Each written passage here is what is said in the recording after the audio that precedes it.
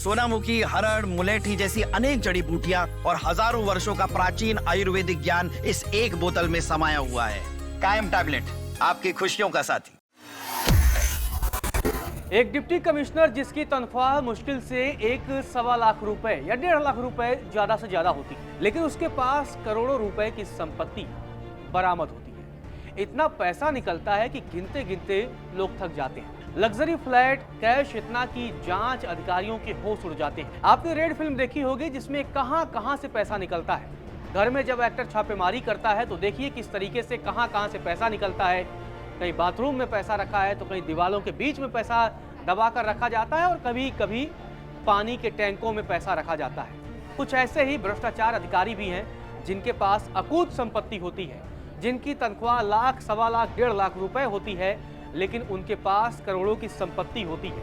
बड़ा सवाल यही होता है कि आखिर जिन अधिकारियों पर इस देश की जिम्मेदारी होती है, तमाम विभागों की जिम्मेदारी होती है, और जो अधिकारी ईमानदारी की तमाम कस्में खाते हैं, उन अधिकारियों के पास इतनी अकूत संपत्ति कहां से आ जाती है। आपको बता दें कि ताजा मामला तेलंगाना का है, जहां एंटी करप्शन ब्यूरो ने महबूब नगर जिले के डिप्टी ट्रांसपोर्ट कमिश्नर मूद किशन के खिलाफ आय से अधिक संपत्ति रखने का मामला दर्ज किया।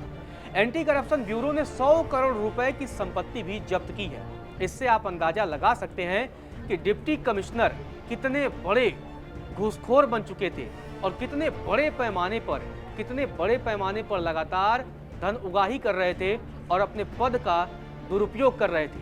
और इसके जरिए वो देखिए किस तरीके से लाख, सवा लाख कमाने वाले डिप्टी कमिश्नर साहब करोड़ों की संपत्ति बना लेते हैं। डिप्टी ट्रांसपोर्ट कमिश्नर मूद किशन की संपत्ति जब्त कर ली गई है। दस्तावेजों पर इसकी कीमत 12.72 करोड़ रुपए बताई गई है, यानी कि 12 करोड़ 72 लाख।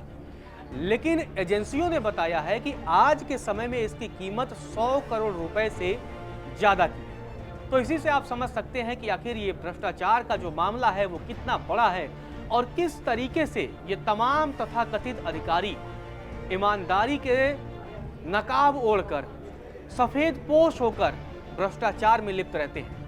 तो ग्राफिक्स के जरिए आपको बताते हैं कि तेलंगाना का धनकुबेर अधिकारी कैसे बनता है भ्रष्टाचार का सबसे बड़ा कद्दावर अधिकारी। डिप्टी ट्रांसपोर्ट कमिश्नर मूद किशन के पास अकूत संपत्ति बरामद होती है। 31 एकड़ खेती वाली जमीन जब्त कर ली जाती है, जिसकी कीमत 62 करोड़ रुपए बताई जाती है। मूद ने कॉमर्शियल इन्वेस्टमेंट भी किया। निजामाबाद के लहरी इंटरनेशनल होटल में 50% हिस्सेदारी भी है। इनोवा क्रिस्टा, होंडा सिटी समेत कई लग्जरी गाड़ियां भी हैं। एसीबी ने 1.37 करोड़ रुपए बैंक बैलेंस फ्रीज किया है। 1 किलोग्राम से अधिक सोने के आभूषण भी एसीबी ने जब्त किए।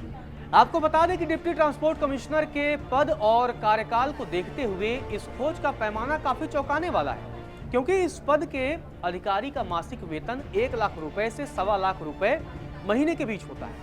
मूद किशन और उसके सहयोगियों से जुड़ी 11 जगहों पर छापेमारी करने के दौरान एंटी करप्शन ब्यूरो को कॉमर्शियल इन्वेस्टमेंट का भी पोर्टफोलियो बरामद हुआ है। इसमें निजामाबाद में स्थित लहरी इंटरनेशनल होटल में 50% हिस्सेदारी का भी जिक्र किया गया है। इसके साथ ही 3000 वर्ग गज का प्रीमियर फर्नीचर शोरूम भी शामिल है। एंटी करप्शन ब्यूरो ने इस हाई प्रोफाइल मामले का हवाला देते हुए जनता से अपील भी की है कि अगर कोई सरकारी कर्मचारी आपसे रिश्वत मांगे तो आप शिकायत दर्ज करा सकते हैं। लोगों ने भी आश्वासन दिया है कि शिकायतकर्ताओं की पहचान पूरी तरीके से गोपनीय रखी जाएगी। लेकिन बड़ा सवाल यही होता है कि आखिर हमारे सिस्टम में इतने भ्रष्ट और इतने बेईमान अधिकारी कैसे बैठे हैं?